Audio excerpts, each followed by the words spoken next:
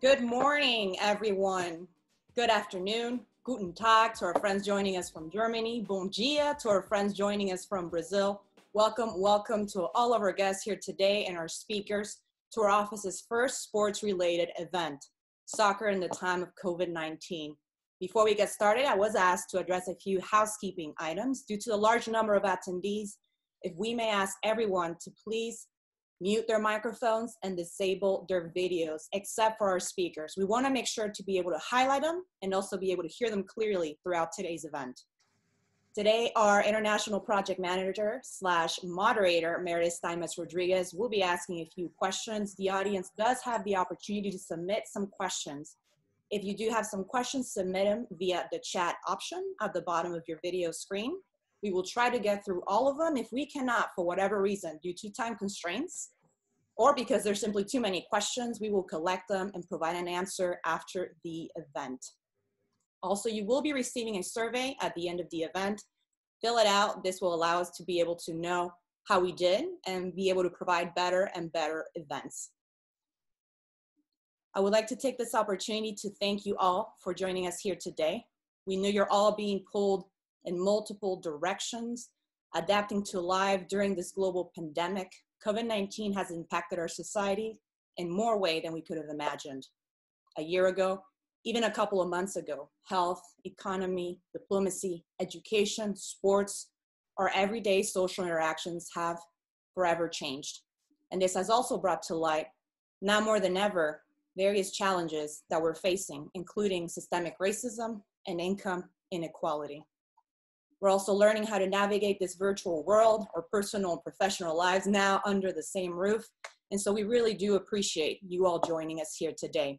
2020 will go down as a year of challenges, reflection, but also a year that showcases the importance for us to work together in order to find solutions to all the challenges that we're facing. For those that are not familiar with the Mayor's Office of International Affairs, I am the director of the office. We are a small team of 4. We do have a phenomenal intern by the name of Lucas Sousa. And our mission is really, how do we position Atlanta globally? We're a young office. We were established in 2013, and we look at it in different ways by working very closely with our local and international partners through a global education initiative, by promoting foreign languages, cultural competency training, global exports training, if you will, in their trade initiative, where we help provide resources and tools to companies to go internationally and also have mentorship opportunities, attracting events, international and cultural, and most importantly, working with the Consular Corps. There's 70 members of the Consular Corps. For those that are not familiar, that is the diplomatic corps based in Atlanta that oversees the Southeast. We work with them around economic diplomacy, culture, education, and most importantly, as of late, another initiative that I would let my colleague Cesar Vence introduce. With that said, I would like to thank all the speakers for coming. I would like to thank Cesar Vence, our deputy director, and Meredith Steinmetz-Rodriguez, our project manager, for putting this event here today. Thank you all. Over to you, Cesar. Well, thank you, Vanessa, for the introduction and your thoughtful opening remarks. It's certainly a very exciting day for us today at the Office of International Affairs. Vanessa mentioned, my name is Cesar Vence. I'm the Deputy Director for the Office of International Affairs. And in partnership with Meredith, I lead the Global Sports Initiative. I'm very excited about today's panel conversation because it is the first event that we have under the Global Sports Initiative. This is something that I'm very passionate about. My colleagues are also very passionate about sports, and we understand the value of sports and what this means to Atlanta. So I'm going to try to be very brief because I know you didn't come here to listen to me. You came here to listen to these fine gentlemen. But I just want to go over why we're doing this, and really at the core of what our office does is positioning Atlanta globally. I'm sure that most of you have traveled, you've been to different places around the world. And when you tell people you're from Atlanta, people kind of look at you like, what? Where is that place? I've been asked, like, how many casinos do you have there? Like, there's a misconception about who we are as a city. So our role at the Office of International Affairs, as Vanessa alluded, is really to make sure that the world knows who we are and what we have to offer. And we do this in different ways. The beauty about Atlanta and Georgia is this collaborative approach that we take to everything that we do. whether it be economic development. We work very closely with our different partners from the state to the local level, to different municipalities, with our diplomatic community and our universities. And one thing we started to notice during our travels was that every time that we went somewhere abroad, everybody started a conversation with sports, whether it be about Atlanta United, about the Braves, about the Falcons, about, the Hawks. That always came up, and it became sort of a, he told us that there was something that we were missing on as far as our office work. So that's how we came up with this idea. So the idea here, again, is to leverage sports and what's happening in Atlanta to promote the city and position the city as a world-class destination for sporting events, to foster and unite our foreign and international communities, to use sports as a vehicle to create a more inclusive, equitable, and welcoming city. And also, again, and I know that Danny's going to talk more about this, but we want to support the efforts of our partners in attracting international events. So, this is at the core of what we're trying to do, right? Positioning Atlanta. So going back to that, and you probably hear us, we work in this international affairs arena where, these terms kind of go back and forth, but global positioning of the city is very important. Briefly, within the Global Sports Initiative, we have 3 main programs. The anchor program is our International Soccer Festival, which was scheduled to take place in October, but due to the current situation, it's been postponed to next year. And I know that y'all gonna ask me for a date, so we'll get back to you with that pretty soon. We're looking at sometime around May. In addition to that, we have what we are calling our Global Sports Conversations, this being the first conversation that we are hosting, and we are planning to we're actually working on our programming right now for the upcoming conversations, which will include conversations around esports, women in sports. I know, equal pay is a big deal in sports. So we want to continue this conversation, but again, with an international lens and coming from Atlanta. So, I'll stop there. I'm super excited about today's panel. This is such a phenomenal group. I've personally had the opportunity to meet with each of the teams. Wolfgang was here last year visiting Atlanta, and he actually had the opportunity to really see what Atlanta has to offer. We had a great time visiting soccer in the streets, the different station soccers. My team and I we were down in Brazil. We met with Flamengo, and of course, I've had the opportunity to meet Darren, and I'm a big fan. So I've been at the stadium more times that I can count. But just very excited about this conversation and what's coming, right? We're here today because we want to know what's been the impact of COVID-19 in international soccer. What is the future of soccer look like moving forward? Because obviously the new normal is going to be very different. And how is everyone managing? What's been going on the last 3.5 months? We have some great news. I think this is very timing because as you all know, Bundesliga opened a few weeks ago, so they were the first ones to come back. MLS is back, just announced, so we'll have soccer again. Yes, no more watching reruns. And Flamengo actually starts playing today, so this conversation could not be more timing at the moment. So with that being said, I also would like to say thank you to the panelists for joining us today. If you can imagine, we're all sitting in front of this computer right now, but everyone is in different parts of the world, which also I think, as we think about this new normal and what this new world looks like, this is the beauty of it. You have somebody in Germany, you have somebody in Brazil, and you have a team here in Atlanta who are all talking about a very exciting topic and something that we're very passionate about. So with that being said, I want to hand it over to my colleague, Meredith Steinmetz-Rodriguez, who will be moderating today's conversation. Meredith, to you. All right, good morning, good afternoon, everybody. I'm super excited to get this started. So we're gonna go ahead and jump right on in. Analysts, I want to remind you that we have about 10 minutes, give or take, for each of you to give briefs about your respective backgrounds. So we're going to jump right in. Dan Corso, thank you so much for attending today and joining us today. Dan is the president of the Atlanta Sports Council. For those who do not know about the Atlanta Sports Council, they are the main driver to recruit major sporting events to the city of Atlanta. So Dan, I kind of have a three-part question for you. So what makes Atlanta a special place for sports? How much has COVID-19 really impacted, made an economic impact on the city? And then also, what can we look forward to in the future? Well, hi, Meredith. It's nice to join all of you and be a part of it. I realized quickly when we signed on, I wasn't dressed properly. I didn't have my kit. So I quickly ran upstairs and got my MLS Cup scarf, Darren, from 2018 when you guys won the cup. So there you go. I'd be the only person wearing a scarf in late June. It's not the best time of year to be wearing something like this, but I'm going to put it on for today. So I'm going to get a Florida State jersey, Dan, so that's good. Yeah, there you go. Better than a Florida State jersey, right? So it's nice to be here. And Meredith, you're right.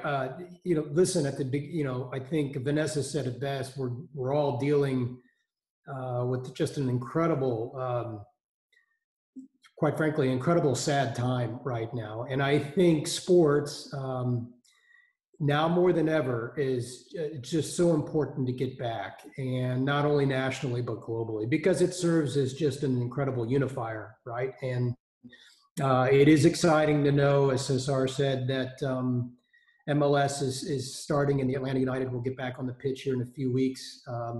Looking forward to hearing about that from Darren today. But as you mentioned, our role in the community at the Atlanta Sports Council is to recruit sporting events to our city and to host them and organize them in a first-class way. And we've got a pretty good track record of doing that.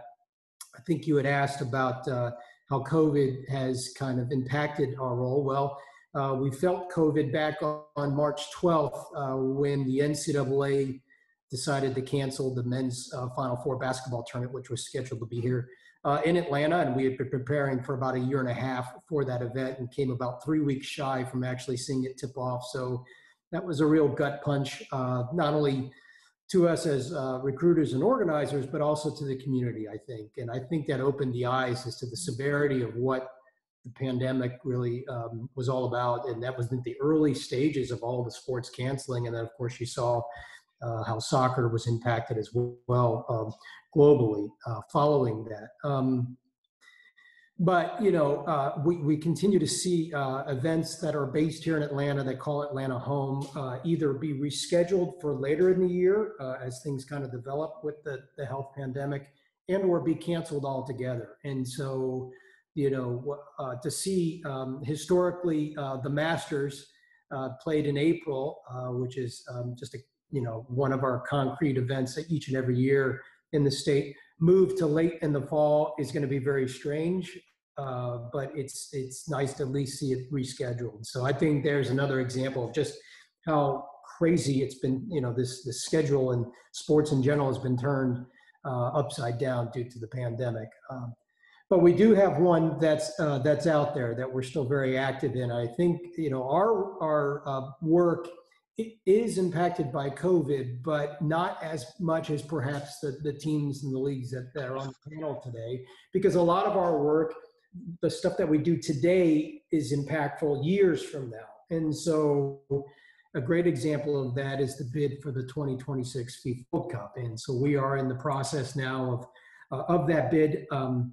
It has been slowed down, obviously, due to COVID as far as the timeline and the process. We were to know our fate in that bid at the end of this year originally, but now it's been delayed until somewhere in the second quarter of next year. We should know our status in hosting that event. And just in case those who aren't aware, in 2026 World Cup, for the first time ever, will be hosted by 3 countries in collaboration. The US, Canada, and Mexico. And The reason for that, quite frankly, is because the size of the event keeps getting bigger every 4 years, and it's expected by 2026 to be the biggest World Cup ever, with 48 countries participating, equating to 80 matches. And so therefore, the size of that requires what they're expecting about 16 cities to host all of those matches. And FIFA is looking at 3 cities in Canada, 3 in Mexico, and 10 in the US. And Atlanta is currently one of those remaining US cities trying to be one of the 10. There are currently 17 US cities trying to be one of the 10. In the bid to FIFA, from the North American bid, Atlanta was proposed as the semifinal site, one of the semifinal sites. And so we are continuing that effort to try to lock that in. That would equate to about 5 to 6 matches held here in Atlanta at Mercedes-Benz Stadium, with an conservative estimated economic impact of about $400 million. So a lot of money, a lot of exposure, a lot of tourism drawn into the community from hosting that event. It is arguably, and I'm sure our panelists would agree, the biggest sporting event in the world, not only economically, but also just from a passion standpoint, and the following that soccer or football has across the globe. I think really allows the World Cup to surpass the Summer Olympics' biggest sporting event in the world. So I think we're well positioned. We've got a great partnership with the state and the city, and of course Atlanta United and Darren's team to help us kind of move this bid forward. One of our visions, just if anyone's interested, and perhaps we can talk offline, but one of the key components of hosting the World Cup is each city has to create kind of a celebration of the sport of soccer and a celebration of the tournament through a fan fest. And our vision is to hold a 30 to 45 day fan fest celebrating soccer in the tournament in a centralized area in Atlanta, but also looking at taking this concept and going statewide. And just because the matches are held in Mercedes-Benz Stadium, if we're successful in our bid, doesn't mean that other markets, big and small, throughout the state of Georgia, cannot celebrate the fact that the World Cup is in our state. And so whether it's Augusta or Savannah or Columbus or Macon, we're going to ask other cities and other communities in this state to hold their own form of a fan fest. So this becomes more of a statewide celebration versus just a City of Atlanta celebration. We like that vision. We think it will be well received by FIFA as we continue to move forward in it. So, and just to follow up, Meredith, I think you had asked why Atlanta is such a great place for these sporting events, and it really ties back to the bid for the World Cup. We just have a setup here that's very unique to other cities in the U.S. by way of venues and the access that we have to Atlanta through our airport, which for the World Cup is very important because of our global reach and the ease to get here on any flight from anywhere in the world, certainly anywhere in the country. And then you have groups like Atlanta United and the city and the state and others that kind of work really well together. We just have this collaborative nature to kind of, make the events that we host here the best that they possibly could be, because we would like to get them back. And that's usually the best sign, is when you do a good job, is when the event wants to come back. And, can't predict that we would get another World Cup anytime in our near lifetimes, but we're all working well together to make the 26th FIFA World Cup come to fruition, and have to thank Darren and his team at Atlanta United for that. And quite frankly, our biggest selling point, and I'll close on this, is what Atlanta United have done to raise our soccer profile as a community, not only within the state or within the United States, but globally, has really, really put the spotlight on our community from the soccer profile. And that's really, really helping our bid for the World Cup. So hopefully that answered what you were looking for. Definitely. And thank you so much for providing that information. I know that a lot of Atlantans are very excited to potentially host, the World Cup and everything that goes around that. I can speak for myself personally, going to all of the college football playoffs. that's an experience in itself. But then also you have the fan fests that go on. And so you're able to connect more with the community. You're able to connect with, have that, you know, athlete, coach connecting with the fans and supporters. I kind of have like a follow-up question of, nobody ever thinks about the training aspect of things. So would there be any training facilities in the state, or what would that kind of look like? Yeah, part of the requirement of hosting the matches is that you have training facilities, and again, want to credit Darren and the Atlanta United with what they have at their training center. And Darren has been a partner, as I said, and we proposed that venue as one of the training sites. There are multiple that are needed that FIFA will select from, but I think you could pretty much have a high level of confidence that the quality of that venue is one that they'll select. So, but you're right. You know, the idea of the Fan Fest is that not everyone is going to have a ticket to a match. And so, you know, this is a chance for families and people to come down and just celebrate it. It's also an opportunity for us as a community and a state to kind of showcase our culture to all the visitors that are coming in from all parts of the world. So. Right, exactly. And Atlanta's the best place. Not that I'm biased or anything.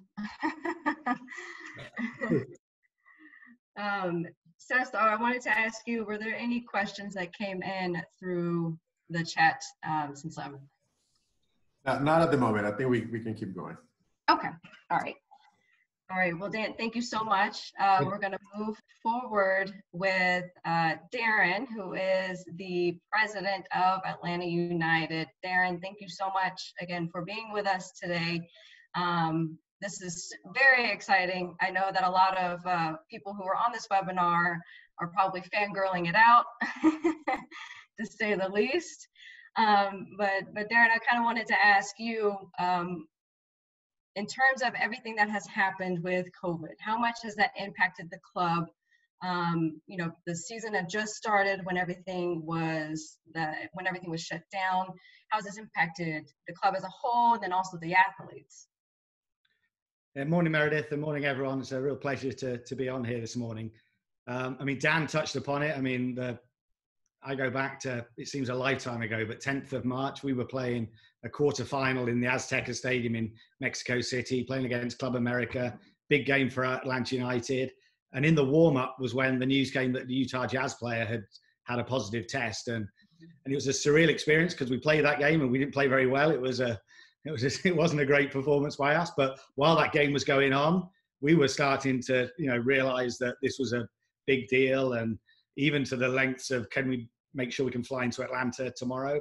And by the time we landed the next day, obviously the tournament, you know, Dan and his team have done a fantastic job. I think Dan, it was probably 7 years in the making in terms of getting the Final Four to come. That was gone from our stadium. Our league was suspended. So it really was unprecedented times. And I think, you know, we're now thankfully, and we'll hear some of the positive stories today about getting back to playing, whether it's ourselves, Wolfgang and the Bundesliga, or the exciting news we've had in Brazil now that they're getting back as well. That sort of 3 months has been a difficult time. I think difficult on a number of levels. I think for us, Atlanta United, MLS, one of the big things that we've sort of sold the sport on is the fan experience. As you guys are well aware, you know, we're averaging over 53,000 to our matches. We're one of the top 20 clubs in the world in attendance. Actually, on the 7th of March, just before this all started, we'd had 69,000 plus in our game against Cincinnati. So, you know, to lose that connection, it was really quite difficult. So, you know, we've been trying to think about ways that we've connected with our fans in the interim. And, you know, we've been doing all sorts of things from supporter town halls through to EMLS sports, using, you know, any opportunity we can to engage with our fans. But it's been difficult when you don't actually have the team out there playing. And then from the players' perspective, that's been a whole new level because, you know, as things started to develop, we could see that this was going to take longer than anyone perhaps first thought.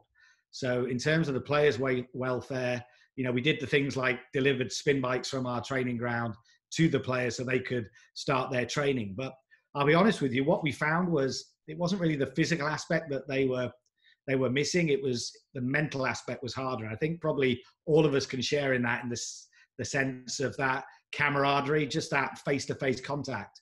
So we were doing things like book clubs around The Last Dance, the Michael Jordan documentary, to try and get our players to bond and to talk to each other. We were doing Zoom training sessions, which sounds a bit crazy, but every player would find a place and they would connect by Zoom. And it was really interesting when we actually got to come back, probably now 6 weeks ago, for individual training at the training ground. So what that meant was players could only train on their own, but they could have a quadrant of the pitch.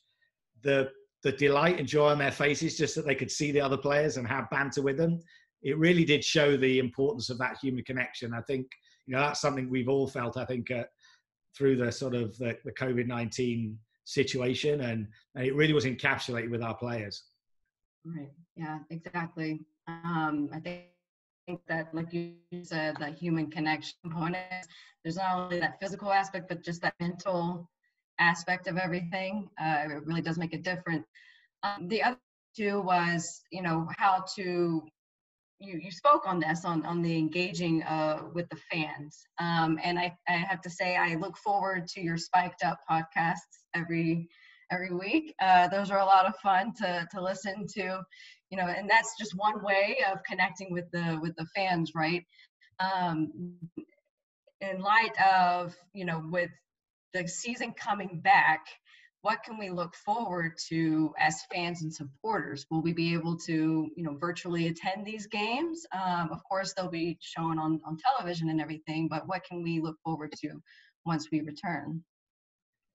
Yeah, Meredith, I'm glad you liked the podcast. A shout out to Spiked Up. That was something Matt Moore, our head of digital, was desperate. He's been bugging me for ages to do that. And once we had the shutdown, I absolutely agreed. But I think that's just an example. We've had to be creative about how we think about that connection to the fans. And I'll be honest, so one of the learnings for us, and I think, something that we can take into the new now and the new normal as we go forwards, was, we always tended to do things with a physical aspect. With our fan base, that sometimes makes it tricky, because when you're looking for a kit launch or a kick off the season sort of event, you need somewhere with at least 10,000 capacity. And what we found is we've just done our supporter town halls. It's been great because we've instantly just been able to have those virtual town halls, talk to our fans, talk to our supporters. And I think it's challenged our notion of that physical space and the need to do that. Obviously, we're still going to do those sort of physical events, but I think the virtual events are something that's really worked. We're excited. So we've just a little bit about what we've got coming. MLS is back. Is the tournament that we're going to play in Orlando. It's going to kick off on the 8th of July. It's going to be 54 games over a 34-day period. Think of it as a World Cup style format. So it's going to be 6 groups. The top 2 from each group qualifies into a playoffs, and the 4 best third place playoffs. But what I like about it, and what I think MLS has done a great job of, is each of those group stages also count toward the regular season standing. So every match is going to have meaning right from the off. We're going to have 16 consecutive days of being able to televise matches at 3 different times. So we got one at 9 a.m., which is a bit of an unusual kickoff time here at East Coast. But that'll be good for the league, because we're looking towards international TV windows, and that will play nicely in certain areas of the world. Then we have an 8:30 and a 10:30 game in the evening. And so, I'm excited to see what we can do from a fan perspective. And I think, it's one of those areas where I think MLS has an advantage. We're a younger league. I came from the Premier League. We've got Wolfgang Türking later with Bundesliga. But, leagues that have got the weight of history sometimes makes it more difficult to try and do innovative things, because fans push back against it, because it's against the culture, it's against the history. I think with MLS, we're a young league. We're in the North America. I think we can afford to take a chance a little bit more. So, as I start to think about what we'll do as a club, we're looking at things like, can we have a drive-in experience, whether that's here at the Home Depot backyard or in the drive-in movie theatre, where our fans can gather together to watch those games. So, trying to think about those sort of ideas. We'll be looking at, obviously, the virtual watch parties. One of the fun things we were able to do is when we were re-showing our 2018 MLS Cup victory, we have our 4 main supporters groups. They were all hosting virtual tailgates. And when we do them in Mercedes-Benz Stadium, I tend to pop in before the game and walk around. So I was Zoom bombing in on those calls. So we're trying to do our best to recreate the matches. So we'll certainly look to do those sort of things. And then actually, when we're in the Disney Worldwide of Sports bubble, so we're going to have 26 teams. Think about it. It's going to be the ultimate reality TV show. And we have a very limited traveling party. So we've got 45 that are going. But, you know, myself, Carlos Bocanero, our technical director, will be traveling. And I think, you know, we're all going to have to roll our sleeves up and be part of the digital team. So we're going to look to try and do some things where our fans can get behind the scenes and see what's happening, you know, tell the stories and try and make it as realistic as we can for our fans. So that's something I'm excited to see how we can push the envelope. Fantastic. Well, we definitely look forward to all of that. I know that we're dying for this to come back and to watch the games and get connected again on just many different levels, and the fact that there's options, right, to connect with the community. I also want to kind of to shift the topic a little bit away from COVID and to address the current situations in regards to what's going on with racial inequality in the United States. Can you share Atlanta United's stance on this and what the team is doing to promote these equality? Absolutely. I mean, look, needless to say, the last few weeks have been difficult. You know, we had COVID and then it's gone to a new level over the last few weeks. It's been really heartbreaking on many levels. But I think on the same time, we talk about silver linings of COVID. I think there's been encouraging in terms of the awareness and actions we've had on the issues of social injustice. And look, I mean, I'll speak personally first and then for the club. For me, it's been a time of deep reflection and introspection. I'm not from America, but this is my home now. Atlanta's my home. This is where my wife is from. I've got 2 twin boys that were born here in Atlanta. So, you know, I understand that these systemic issues aren't just, you know, an American problem. They're human issues that we all have to confront. And for me, what was quite eye-opening was I read MLK's letter from a Birmingham jail for the first time a couple of weeks ago. And, you know, it confronted me and convicted me on a number of levels. Firstly, it was amazing to think how things hadn't really changed from all that time ago. But there was a lot there about, you know, he speaks about how, I mean, Martin Luther King Jr., that, you know, he was accused of being an outsider coming in and meddling in matters that weren't his. And, you know, clearly this is something that injustice anywhere is a bet to justice everywhere. And, you know, for me, we have a higher bar, and this is what we've been talking as a club, Atlanta United. You know, we were a club founded on the principle of unity. It's in our name, on our shirts. It's, you know, at our core. It's the foundation we built the club upon.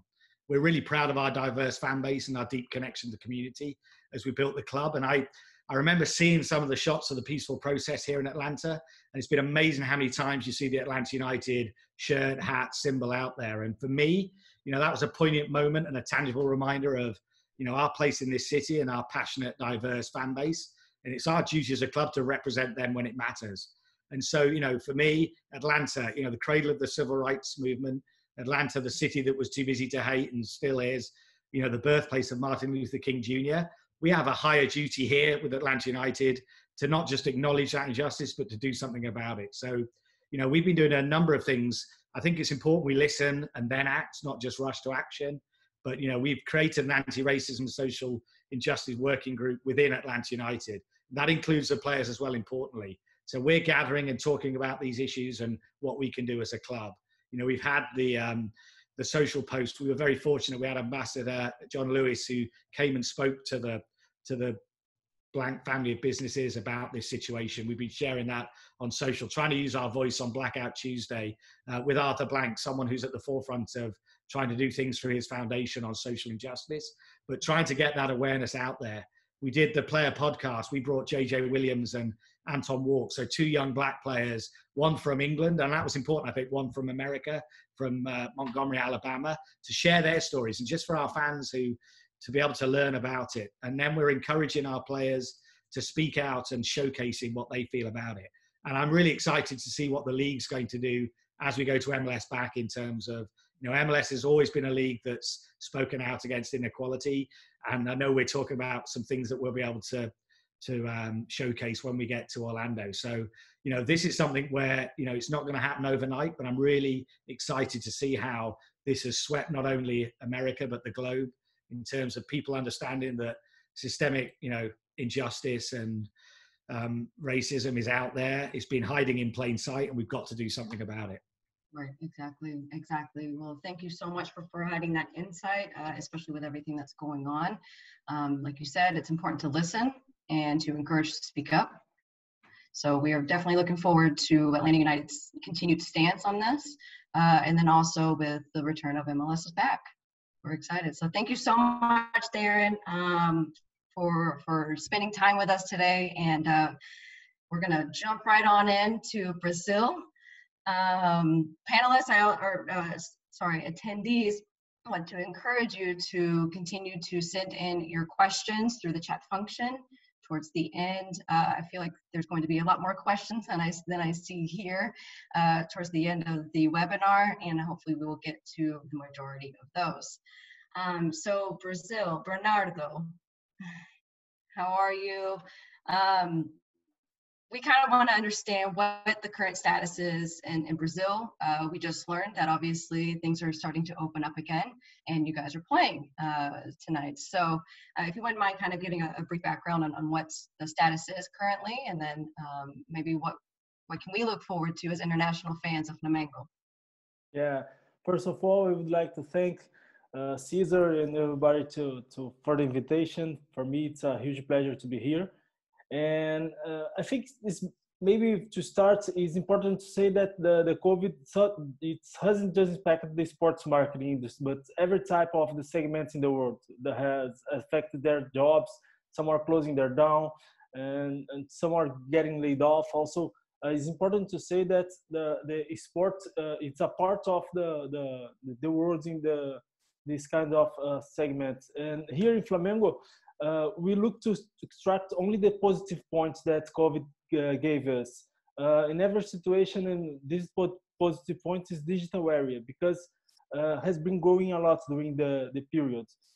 We are not having game, but our digital area growing a lot in this period. And for us in Flamengo, it's important to say that our digital area, I prepared a document to show you. Are you seeing my screen? Yes. Nice. Because the world has stopped. And the first action that we did in the beginning of the March, because here in Brazil, the world has stopped around 15 March. And the first action that we did, we created sanitized hands. Here in Brazil, we called álcool gel. And this image was viral here in Brazil because the man that works in the industry was amazing. And after we make a lot of donation with this álcool gel, with this sanitized gel, and we give more or less 100,000 in the communities. In here we have some kinds of pictures that we gave the álcool gel in some communities here in Rio. And the second active that we did in this period was the use of our brand to make masks. And I would like to show this short video about the action.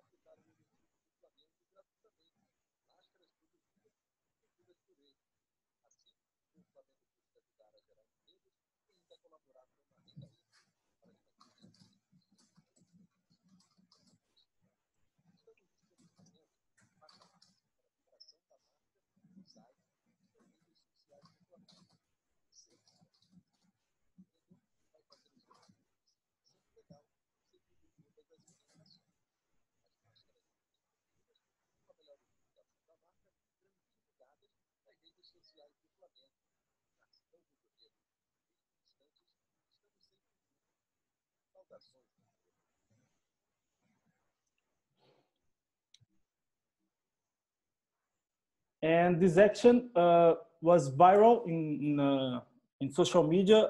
Everybody was posting their layouts of masks, and the repercussion was everywhere. As I can show you like Japan, like Argentina, Portugal, and Spain too. It's a short idea, but that have a huge impact for the life of the people, because this period, everybody's, as I said, your stores was closed, and we can created this impact like this video too. I will not show the whole video, but you can see the impacts of the life of the people in communities. Here is it's a Complexo de Chapadão. It's a favela here in Rio. It's a violent favela, but we can create it, employees. We can put the families together just to create masks with Flamengo logos. Also, I will not show this video, but just to see how impacted this short action can take for the life of the people. And after, I would like to show that we created videos for kids, because every kids are inside home. We can play in the street, we can play in the parks, and we are creating a lot of content for kids seeing at home. Also, I will not show the whole video too, but it's a video with samba, with our players, and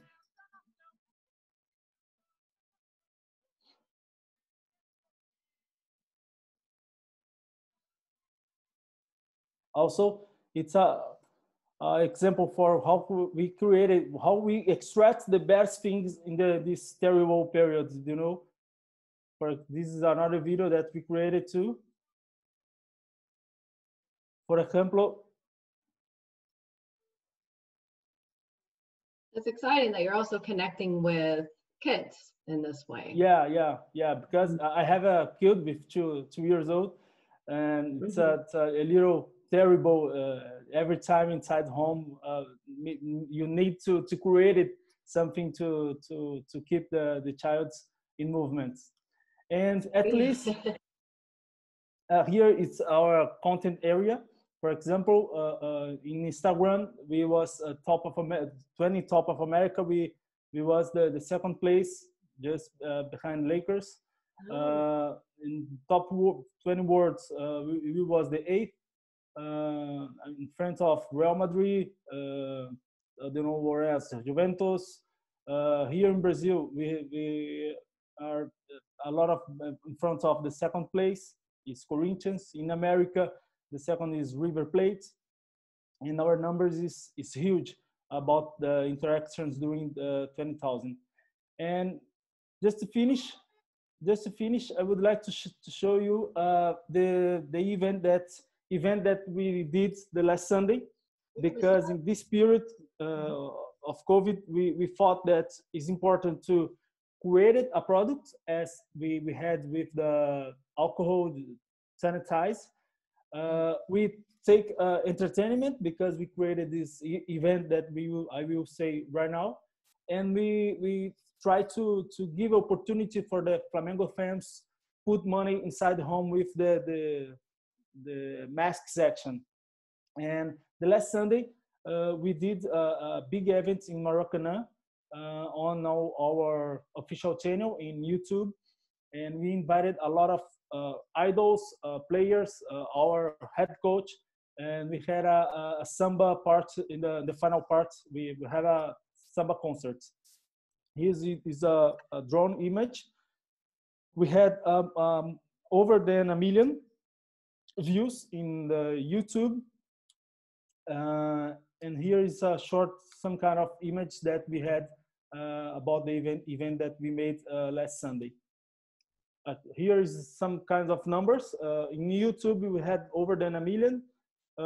We had 13,000 subscribers in our official channel, and I think these is short actions that we did during the period COVID. Great. Well, thank you for providing that for us. I think it's also necessary to engage not only just the adult fans and supporters, but also the little ones, right? And the fact that you all did that, that's fantastic. One last question. what is it going to look like for fans and supporters moving forward whenever they go back to eventually when they go back to the stadium? What is that going to look like? Yeah, it's complicated to say because nobody, I think in German, in Europe in general, or United States knows when the public will be back to the stadium. But here in Brazil, we are working to create it, the whole protocol to keep our fans in security when the public will start to back.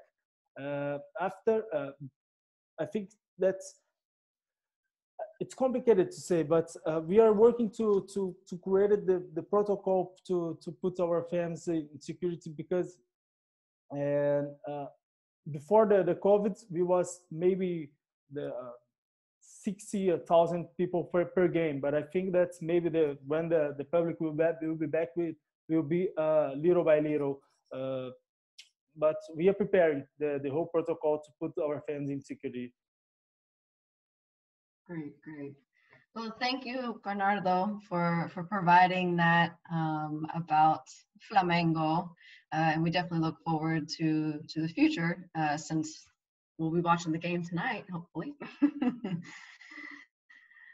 So now we're going to jump over to the Bundesliga in Germany and Deutschland.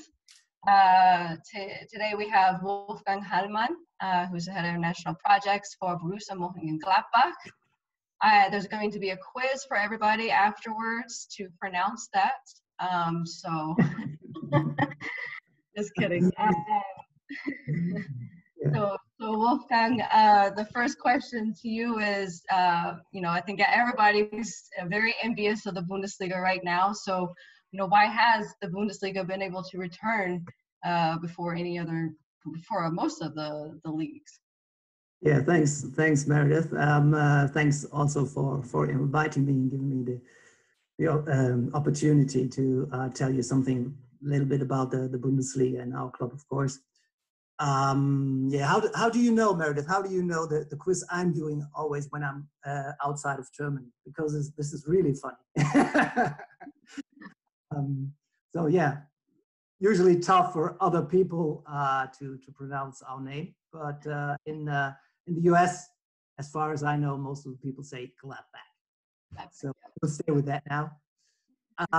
Yeah, why was the Bundesliga so I'll be able to return before other leagues? That's a good question, but let me try to give you an overview of what we have done and what kind of impact it actually had, the pandemic. First of all, the DFL, the so-called DFL, which is the German soccer league, the combination out of the 36 professional football clubs in the first and the second league, established a hygiene protocol that was 50 pages long, and that was done already at the beginning of April, so quite shortly after the crisis had started, actually, in Germany. But the concept included measures how clubs can come back to training, like Darren said, step by step, individually, in small groups, and team training, and then get to the games. And that was put together with the help of the national and the state government, and with medical experts, with virologists and everybody. So we put in everything, and that combined with a very stable corona situation in Germany already at the end of April, beginning of May, in terms of infections, and we also had and still have a very low rate of people actually dying from corona. The league's proposal to return to play was approved by the Chancellor and the leaders of all 16 states, because we are a federal republic. Part of the protocol was that 1 week before the actual kickoff, players and staff had to move actually to a hotel. So they were isolated from everybody, which was very easy for us because we have a hotel beside the Borussia Park, or actually in the Borussia Park, as well as training grounds. So that made it very easy, and is an advantage not only in the times of a crisis. And so the season then started the 16th of May, behind closed doors, of course. We call it ghost matches, by the way, because nobody's inside, apart from 200 people allowed, which includes the players and all the stuff around. And fans have also been advised or asked not to gather around outside the stadium. Yeah, I must say that worked out quite well. And so far, 6 or 7 rounds now have been played without any bigger incident.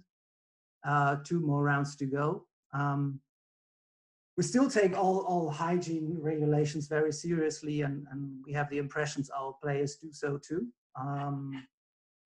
They are handling that very responsible and with discipline, although we had some issues with other teams where players go into hairdressers without wearing masks and putting it on social media.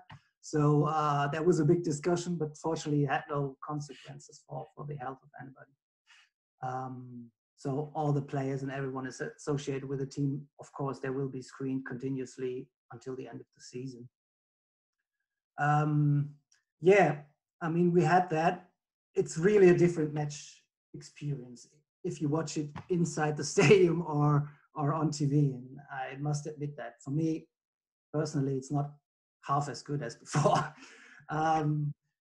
Yeah, Darren already, you mentioned that we in Europe have a big fan culture, very traditional. And one of the key things what the Premier League and the Bundesliga, one of the best loved soccer leagues in the world, is the atmosphere in the stadiums. And Borussia Park, we have a crowd of more than 50,000 coming together on match days usually.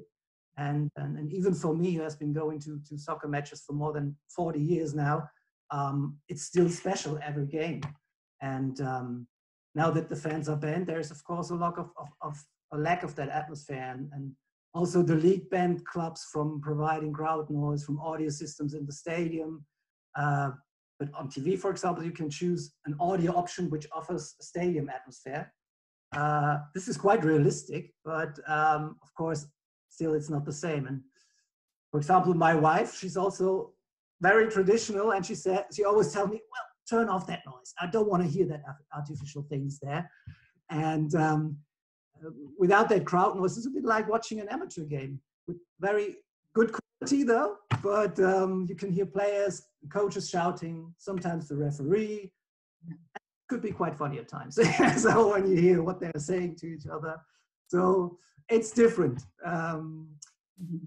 Interestingly, the number of away wins increased substantially. So in the first 22 matches, we had only 3 home wins only. So that's also a big impact on the game.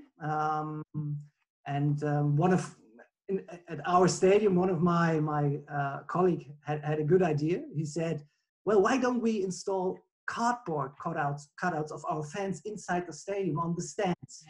And so the fans got the opportunity to order these cardboard cutouts online, providing their picture and $20 more or less. Of course, we donated the profit to help people getting out of the Corona crisis. Since today, almost 30,000 cardboard cutouts of fans have been sold and put into the stadium. So it looks like full, actually. Because, of course, we have started with the lower stand. Mm-hmm. And even in the away sector, some away fans ordered cutouts to be in there, which is quite nice. But anyway, all this doesn't really make the real experience. So these are things which are nice, but it's not real. And we hope to get spectators into the stadium in September, when we want to restart we want to start with a new season, which is at the moment the plan if everything stays like it is. Mm-hmm. We had a big discussion in Germany, I said before, because many people said, why should football restart at first? Is this why do they have a special status? And first of all, only a third of all people and fans were positive for a new start. But now everything changed a bit, and more than half of it, I just read that yesterday, is now okay with the restart and how it worked. So, which I think is good. But yeah, when the discussion began at the end of March, many people said, no, we don't want to do that. But then 13 clubs stated, 13 professional clubs out of these 36, stated that they probably wouldn't be able to play professional football next season. And if there wasn't a restart, and you have to know 56,000 people are involved in that business. So it was very important to restart again in terms of media income, because this makes, and sponsoring income, because this makes more than half of the income of all clubs. So this was very, very important. But anyway, that situation made people think about the whole business in Germany and in Europe, the whole soccer business, because there are some things going wrong. We have to say that too as clubs, and started a process of reassessment. And I'm actually now talking, as you, Bernardo, about the positive things of all this, what Corona has brought up, and all the clubs have seen how fragile actually that whole construct is, and especially there is criticism on the financial policies in the Bundesliga and in Europe, because everybody saw now that we have to do better in the future to protect also the small clubs and to make the competition better. I mean, for example, just yesterday or the day before yesterday, Bayern Munich achieved the 8th consecutive Bundesliga championship in a row. Of course, they're doing a great job there, but each year also they profit exponentially from the fact that the most successful teams get the most media money in the Bundesliga. Additionally, they play Champions League, which increases the financial gap and makes the investment for the lower clubs even more difficult and risky. So, as I said, everybody knows we have to do something about it, and Corona fueled that process. And also, we are talking now about the usage of funds, not only about the income. Correct, if the most income goes to players and agents, or do we have to invest more in youth development, infrastructure, the community, etc. So all these things, from my point of view, are very positive for the future of soccer. And following that path, many of us have seen during that crisis that standing and working together is important. I can give you 2 examples here. All our employees were working short time in March and April, and would have earned significantly less. And our players and the board of directors, who are obviously the best earning people in the club, waived parts of their salary in order to keep everybody at 100% in terms of income. That was a great gesture, and it really fueled the spirit inside the club. And also in between clubs, we recently published a joint video in the context of the Black Lives Matter movement, together with our arch rivals in Cologne and Dortmund and Schalke in the western parts of Germany. We achieved a large reach and positive impact online with that situation. So clubs can see when we are working together, we can actually produce very good things. As you're responsible for, sorry, you want to say? Putting those differences aside, even though you are arch rivals. Yeah. Better the community. Yeah, just one more thing. I wanted to say that as I'm working in for the international strategy of the club, and we have based all our international things on partnerships before, and so the biggest problem we face there or at the moment is the uncertainty all over the world. But we will for sure continue to these most of all youth development partnerships in China, Switzerland, Singapore, and the US. And in your country, for example, we are working with clubs and schools in Chicago, Atlanta, San Diego, Las Vegas, and Albuquerque. And probably another message to you, Darren. Last year, we have started a project together with Atlanta International School, with the AIS. And we've been also in positive talks with some other organizations. We saw what kind of potential soccer has in your city. This is really, really great. I mean, even for us, for Borussia Mönchengladbach, we are actually living in a soccer city. So why should we not talk about what Atlanta United and Gladbach could do together? And be in youth development or marketing, social projects, or even esports. I know you have an esports section too, so do we. We have a team playing in the virtual Bundesliga, and I would love to exchange some ideas in which field we could possibly join and join forces, and maybe also outside Atlanta. Bernardo, I hope to see you next year at the International Soccer Festival in Atlanta too. So yeah, what I wanted to say, Corona has changed a lot, but it's really my firm belief that we all can profit from that crisis, and we can do a lot of things better than before. And I can tell you, we are still already working on that, and we have great ideas. I think we were very creative in the last couple of weeks, as the other two clubs showed as well. So let's move on and make things better. Fantastic. Well, hey, Wolfgang, sorry to interrupt, Meredith. Challenge accepted. So we'll have to have an esports game. Oh, Gladbach and Atlanta United. We'll get that set up. Let's put that up. Yeah. Cool. There you go. That wasn't so hard. All right. So, well, thank you so much, Wolfgang, for providing that insight there into the Bundesliga and then also Borussia Gladbach. And we look forward to that potential match between Atlanta United and all right. So I am going to turn it back over to my colleague Cesar to kind of wrap things up. My apologies if we didn't get through all of the questions. However, I did see kind of the recurring themes and maybe potential follow-up questions regarding recruitment. How has this affected smaller clubs or feeder clubs in the United States and of course abroad. And then also just the training aspect of things that a lot of people want to learn more about. But anyway, Cesar, back over to you. Thank you. And thank you, Meredith, for just moderating this super exciting panel. First of all, thank you to our panelists. I know that getting everyone together from different places and different time zones is never an easy thing to do, but really appreciate your time. I know that you guys are extremely busy with everything that you have going on.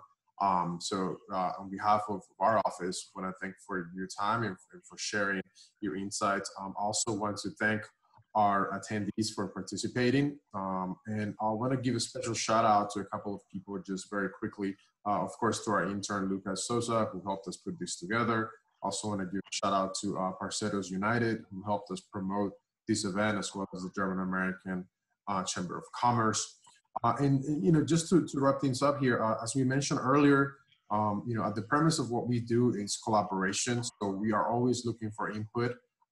We are sending a survey. So if you have any ideas about future programming, future planning, potential partnerships, I think we have a partnership here already between Darren and Wolfgang. So hopefully something can come out of this. We have been thinking a lot about esports and what that looks like moving forward. So that will be our next panel discussion. So stay tuned for that. But again, I think we are looking for more opportunities. We want to engage with you. I'm talking to the attendees as well as to the teams. Anything that we can do to facilitate these conversations and just kind of keep building on these partnerships. And really making sure that, again, and I think, Darren, you touched on this, is that we utilize the sport, particularly soccer, to unite. Because if there's one thing that the sport of soccer has that no other sport has, is that it transcends everything, right? It transcends languages, religions, income, etc. And it's the one thing, it's a universal language. And I'm very excited about the International Soccer Festival because that is the core of the soccer festival. We want to utilize soccer to unite communities, provide opportunities, etc. So with that being said, again, thank you everybody. We look forward to continuing the conversation. and please stay tuned for future events. Thank you.